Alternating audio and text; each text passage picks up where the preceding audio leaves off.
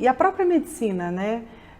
A própria saúde, eu falo que eles não ensinam na faculdade pra gente que você não vai conseguir sempre resolver o problema, né? A gente sai de lá achando que a gente vai conseguir resolver tudo, que a gente vai curar todas as pessoas e que a gente vai salvar o planeta. E de repente o dia a dia vai demonstrando que a gente não tem tanto poder assim, né? E isso eu acho que de certa forma é um pouco frustrante para o médico, né? E essa medicina foi me trazendo muita frustração. Chegou um ponto que eu tinha resolvido, estava me programando para abandonar a medicina. Eu ia me dedicar aí a outras funções, né? Enfim, estava me preparando para abandonar a medicina. Perto deste momento, a minha mãe começou a ficar doente, começou a ficar muito ruim, e levamos no médico, levamos em outro, e ninguém descobriu o que a minha mãe tinha. E minha mãe fazia transfusões e transfusões e transfusões, múltiplas transfusões de sangue. Chegou a um ponto que nenhum sangue mais era compatível com o dela, e a gente teve que vir às pressas com ela para São Paulo. Eu cheguei no Sírio-Libanês, levei ela no maior especialista do Brasil na época, em hematologia. E aí lá nós descobrimos que minha mãe tinha um linfoma de Hodgkin. A partir daí começou toda a história, quem já viveu isso, ou os médicos aí lidam com isso aí na sua rotina, mas é diferente do lado de cá. E nós começamos aí todo o tratamento da minha mãe, e graças a Deus minha mãe conseguiu resolver essa doença, conseguiu se curar.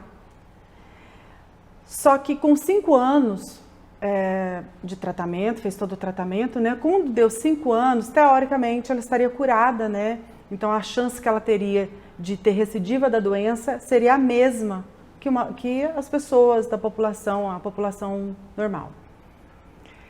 Com 5 anos ela fez os exames e estava tudo bem. Minha mãe não tinha mais câncer, não tinha mais linfoma de Hodgkin. 3 meses depois, ela virou para mim, num domingo, num almoço de domingo, e falou assim: minha filha, eu tô sentindo um carocinho no meu seio. Você dá uma olhada para mim? E a hora que eu fui palpar, eu percebi que era uma lesão grande já. E ali eu já vi que tinha retração e aquilo não era um bom aspecto para nódulo de mama. Eu mesma fiz o ultrassom da minha mãe e ali no ultrassom eu já percebi que provavelmente se tratava de um câncer de mama e um câncer já era um câncer muito grande.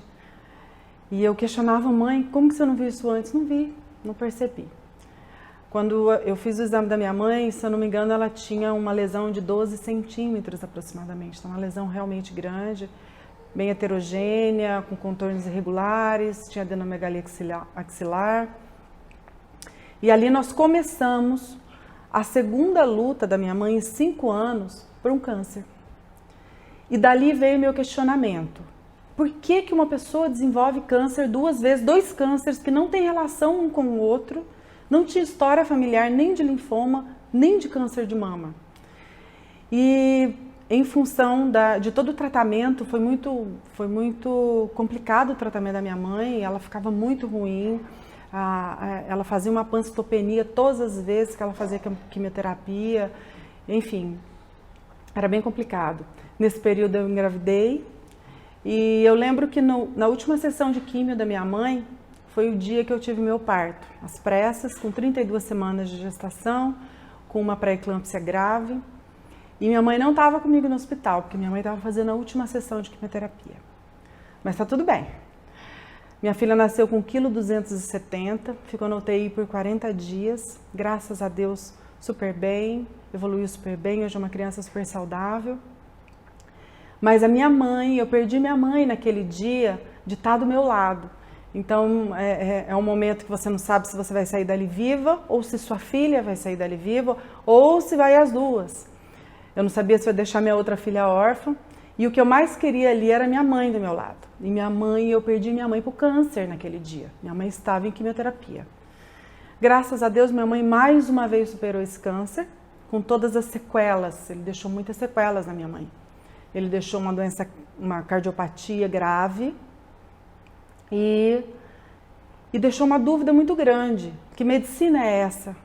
Que eu não consigo entender o porquê uma pessoa começa a desenvolver um câncer atrás do outro, uma doença atrás da outra, porque não foram só essas, tá? Essas foram as mais graves. Teve outras pequenas aí no meio do caminho. E então eu comecei a buscar entender melhor o corpo humano, entender melhor a fisiologia e por que que a minha mãe tinha desenvolvido 2 cânceres seguidos, totalmente diferentes um do outro. E aí eu conheci as terapias endovenosas, que foram uma alternativa de tratamento, porque minha mãe tinha muita dificuldade de ficar tomando os suplementos, eram muitos suplementos, né?